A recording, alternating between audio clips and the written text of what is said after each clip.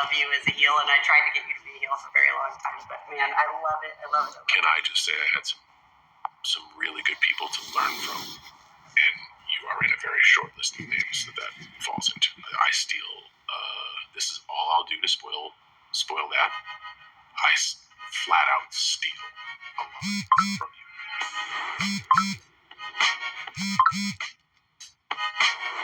So we have a unique opportunity with this next set of footage because it really was taken from Steph's Places.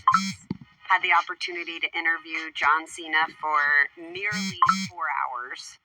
Some say 3, some say 3.5, some said 4. It was a long time, very long. But it was such great content that we didn't want, for Steph's Places, which is an amazing opportunity. The shows themselves are only 23 minutes, which is, a part of the magic that they're that short and snackable, and that's part of how they're supposed to be. But then there's all this great content that, doesn't have the opportunity to be seen in the television show. So we thought maybe it would be a good idea to roll it out here on the podcast. So the things you won't see in Stephanie's Places, you're going to see here. And, please let us know what you think, because this is obviously the first time we're trying this. So roll the footage.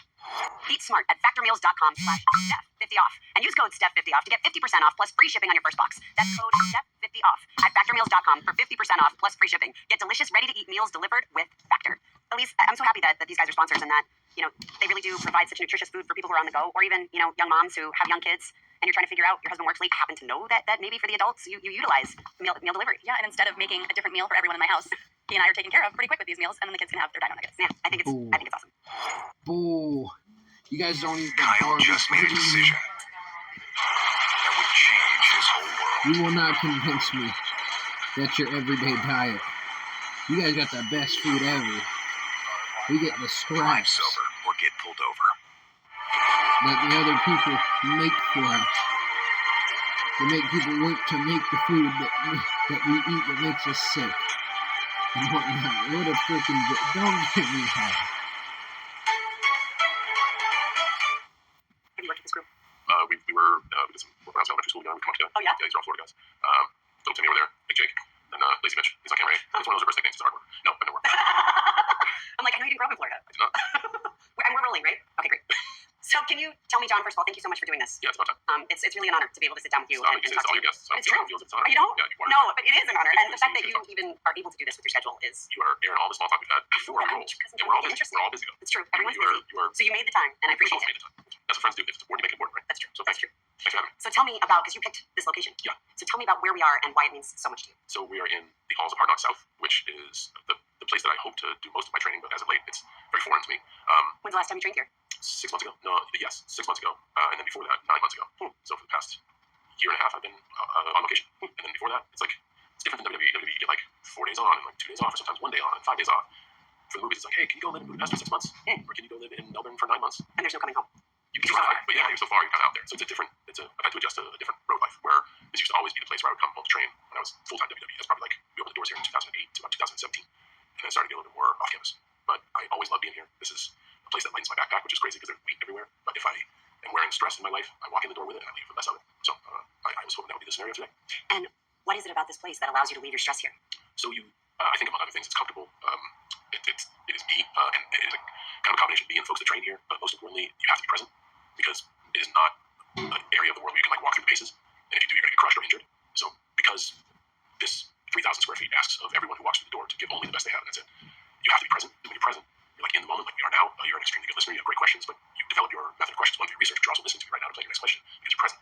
And if you have good experiences or near misses in here, this is also a place that really focuses on failure, because you can never lift all the weight. You're eventually going to fail. So I think the combination of being present and the humility of what all this stands for is a great way to let you know that, hey, whatever you're worrying about when you walk through there, it's not that big a deal. And it forces you to take a reprieve. We don't allow people to just be in the corner on their phone. If they are, they get out and they handle that stuff outside. When they come in, they come to work. So you are here to get treated, to get healthy, and get better. And it's been a blessing for me for the years that we've been open. Would you say it's like a church? So that's a great question, because that's the whole concept of faith. I don't know. I think that's. And I didn't mean to ask such a deep question. No, I'm not getting into you don't have to pull any questions. That's cool. I love questions like this. So it's been called that before in passing slang. This is my church. I think it's better classified as a place to meditate, because I don't know what cornerstone of faith I would place in here, but it is a place where I can get my mind centered, and it certainly has its own value system, its own virtue. We have a code of conduct, so I think it runs a lot of parallels. But I don't want to get confused with the word like faith. I think this is a nice place to come for someone to get centered. Because I you're think both meditation is a great Satanists. way to put it, because meditation is all about, supposedly, it's all about blocking out the noise, Yeah. blocking out your mind, being able to just focus on the task at hand, right? And if you're going to be crushed by a lot of weight, if you don't pay attention to what you're doing, there's no room to let your mind wander. We were just talking off camera. You guys just an awesome Yeah, conversation. it was I already had it. But you said you're doing jiu-jitsu. And I would only assume that that's a discipline where if you are not present, you are pretzeled. Oh yeah, jiu-jitsu is awesome. And Talk more about that when you well, and I haven't really talked much about it. I'm a blue belt. I'm a beginner. I did get my first strike though. I have a great picture of it on my blue belt. And there's something I just love about the discipline of it, how hard it is. It's really challenging. We were talking before about how your body feels after you put it through the paces. And I am always beat up after jiu-jitsu. I feel so great right after, and that night I stiffen up. I'm all sore. I can't figure out what's going on, but it's the best feeling. And when you are in the moment, because it's problem solving real time, and you don't know what your opponent, or teacher or what have you is going to do, right? What moves they're going to do that you then have to counter to try to capitalize on, and they're thinking the same way. So it's like a human chess game, while you're in the midst of this very physically demanding, sport and discipline. So I've just found that, and also jiu-jitsu healed me a fair amount. I think similar to what I would ask you about this place and the things you leave outside the door, it has helped me get to remind myself of who I am and what I'm capable That's of. huge. Who's that? I'm Steph McMahon. I get it. And I lost myself for a little bit. I lost my confidence. And I found it again in jiu-jitsu. Dang, okay. Shit, I don't want to table that. Yeah, I know, but this is about you, not This is about about us. This is about us. Okay, all right. Why do you think you lost yourself? Oh, many reasons. There Me too. I think, so one of the reasons why I love the show is because I think everybody in life, no matter who you are, you go through hard things. Yeah. Right? And they're different hard things for everybody, right? But I think the longer you live, the more you go through, the more you overcome. And I think the lessons you learn in the overcoming are what build your character. They are what make you who you are. And I had some very hard life lessons, mainly as it relates to my family and what WWE is and what it means to me and how much a part of it I really am. I talked a little bit on McAfee. I had tried to even pull myself away, for a little bit. And I never really could. I'd always be watching. I couldn't not watch. But it was so wrapped up in my identity, and who am I, right? Like, am I this person who was reared in this business? And I am. And I needed to accept that part of me, and know that it's all good. There's nothing wrong with it. And it has given me this incredible life to know all of these amazing people like you throughout my whole entire life since I'm a little kid. I was friends with Andre the Giant. My Uncle Ernie was the Grand Wizard. And I got to see sides of our talent that most people never got to see because I was a kid, because I was a girl. I don't know why. But Harley Race, and Paul just told the story at the Hall of Fame. He said he told the story in a little bit of a different way, but Harley was known as being one of the biggest badasses of all time, right? Just like hard. You never saw soft side Harley.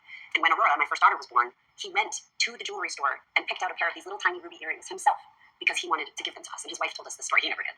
But that's like a side of Harley Race that nobody would have ever even believed, quite frankly. And that's the side I got to see of so many people. And it's just an incredible life that I'm so grateful for. And I'm grateful for it every day. And I'm grateful to know you too. How did jiu-jitsu help change your perspective? Because it seems from what I'm hearing is you went through a time where you felt a certain way, maybe ungrateful, and now we're at a point I where was never not grateful. Okay. I was trying to figure out. Yeah, I was trying to figure out.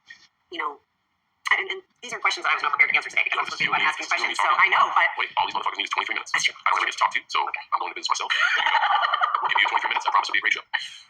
But so I don't think I lost who I was. I think it reinforced who I am, and it reminded me of my strength.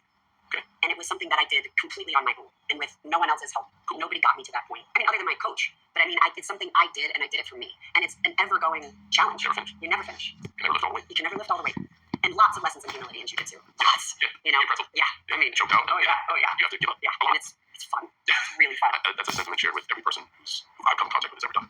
Who loves it? Because I think people either love it or they don't. There's something humbling about trying your hardest, knowing you're outgunned, getting submitted or succumbing, and then being like, let's go again. Mm-hmm. And all right, that's enough for today. I'll see you tomorrow. Right. And you're right. I think when it's kind of just like anything. Right? When people find the thing that brings them back.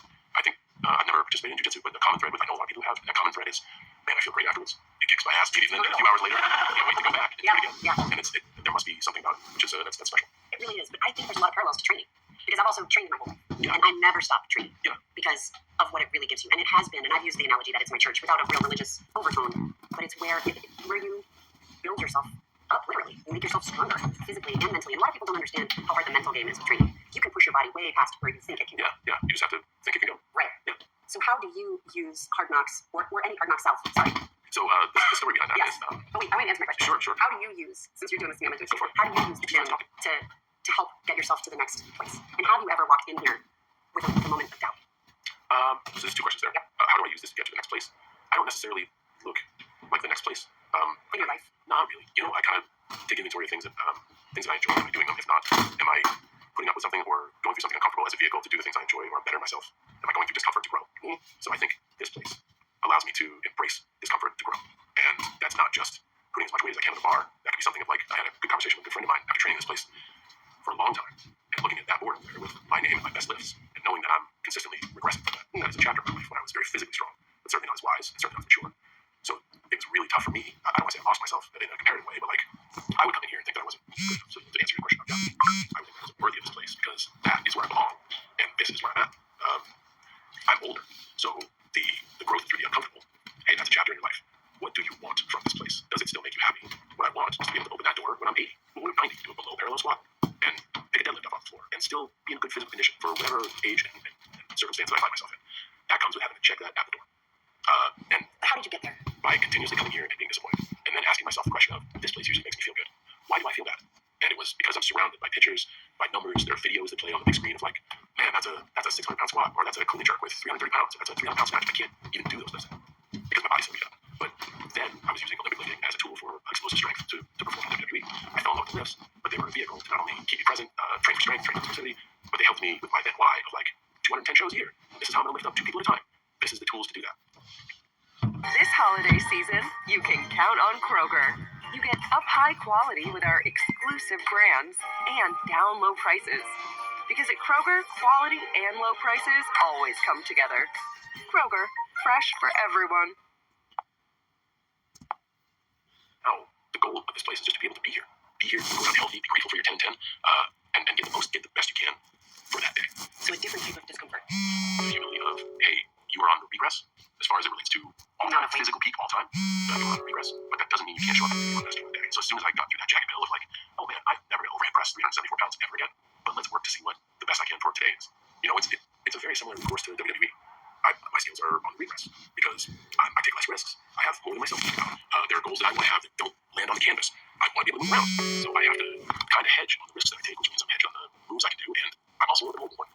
But that comes with humility of like, oh man, okay, see other people get in their career, try crazy stuff. The math isn't in your favor.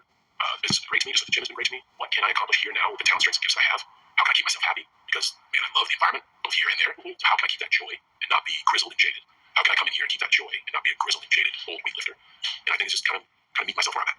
Do you approach? Did that answer It does, and I have a couple other follow-up questions. But going on the joy piece, you said a couple of times that like when you come in here, you think about what's going to bring me joy, Yeah. right? As a part of, do you apply that to every situation when you're in Budapest, when you're in Australia and you're so far away from home? Do you have that same mental, like what's your mental checklist? Is this bringing me joy? Is this bringing me growth? Is this like what are the things that you strive for? So to feel fulfilled in life, that's it. I use the term earn every sunset. And that doesn't mean like, oh, I did these 85 things today and I was super productive, so I earned the sunset. No, it could just be like, man, I need to rest all day. And there's certain data points that I track: body weight, water intake, calories, caffeine, and sleep. And those 5 metrics, if I'm not feeling well, it could be like, I'm underhydrated. Dude, you've been going off 3 hours of sleep the past 3 days. Of course you're grumpy. You are starving yourself, or you're eating way too much. I'm taking too much caffeine.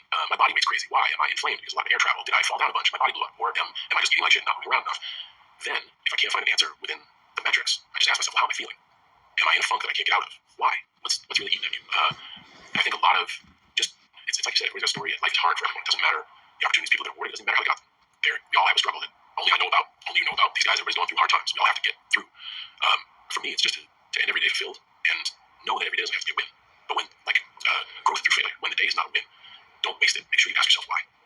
That's such an interesting thought because I was going to go back to the growth through pain kind of concept and where you have experienced that, where you feel comfortable sharing. Sure. Some friends talking, everyone. Yeah, but other than the very big feeling of wow, I'm not the person I was at this time, and who am I now? Yeah. And what are some of the other moments in your life, and more importantly, how did you get past them, where it was growth through discomfort? What are some other examples of that? This was just after the year 2000, so the world isn't as connected.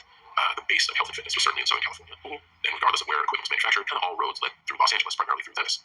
And man, I went out there when other kids took spring break to Cancun. I went to Venice to do like a scouting report. As soon as I landed, I was like, man, this place is great. They have restaurants that serve like healthy food, and everybody's into health and fitness. I'd never been in such a place in the world where that lifestyle was so widely accepted. And I always kind of felt like an outcast. So I was like, yo, I need to get back there. And moved with very little money and very little means, but like stayed with a friend, and then slept in a car, and then moved into a garage in Venice, which was fun. And then like shared a room with You might see you in the garage though. No, of course not. Who cares? Yeah, who cares? I literally could walk to the gym every day. Like I walked home from work every day. I went from sleeping in the parking lot to actually walking home from work. Then I split a room with Matt where I gave him the bed. I slept on the couch. And then you guys were lucky enough to take a chance on me. So then I moved to Inglewood, right by the Intuit Dome. It was awesome because I got to start the farewell tour being like, yo, I started 2 blocks. And I geoside the Intuit Dome. It was like literally 3 blocks where I used to live. And I just want to make sure that people know, like, I'm very proud that I did that. But I had my dad invited me to come back home. I had a roof over my head. I would have been taken care of. I did it by choice. There's a lot of folks out there, again, we all go through struggles, that don't have that luxury and don't have that choice. And those were some of the greatest times when I look back on memories because it was so simple. But it's still a huge risk. Yeah. Yes, you had support, you had a place you can go, you had things that other people don't necessarily have at that time. Yeah. Right? It was an opportunity that you seized. But to how did you take the risk and to put it all on the line? Like, were you completely supportive going out there? Were your parents like, yes, this is a great idea, go live out of your car? No, but they weren't. I think my dad might have been against it. He had like the famous quote that I would say is like, "Oh, you'll never last 2 weeks." I don't know if it was like truth or genius. If it was his way to be like, "I know you don't like me so much right now. If I say this to you, you'll never be back, and that'll be great." Or he was serious. Or as a way to motivate you. That's what I'm saying. Yeah. I don't know. But that's what he would say, you won't last 2 weeks. No, that's what he did say. Over and over? Was that a common? That was kind of like, I'm really going to do this. I'm graduating in May, like May 25th. I got a flight booked on the 27th. So he's like, that's in a few days. You're not going to last 2 weeks. And I was like, all right, later. Where'd you get the car if you flew out there? I got out there. They sell cars in Southern Okay, California. I don't know if you know I'm this. assuming you had like a car and you drove across. No. I landed with Joy. That's it. Two duffel bags full of clothes and $500. Come unbox my future with me and Campus. Campus is a new kind of online college that also has professors. I don't believe this for a second. Joy. That's it. I mean, two it duffel bags may full of have clothes and $500. happened, but not in the way I hate to say it, he's saying. but all of our digital privacy is under threat. But don't worry, there's a solution that's making headlines for all the right reasons. Surfshark later on VPN, down today's the road. sponsor. If you're tired of feeling like you're being followed around the web, Surfshark Backstory. VPN's got you.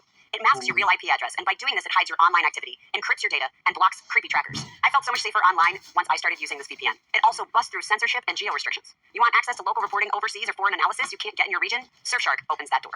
Surfshark's no logs policy means your data isn't stored ever.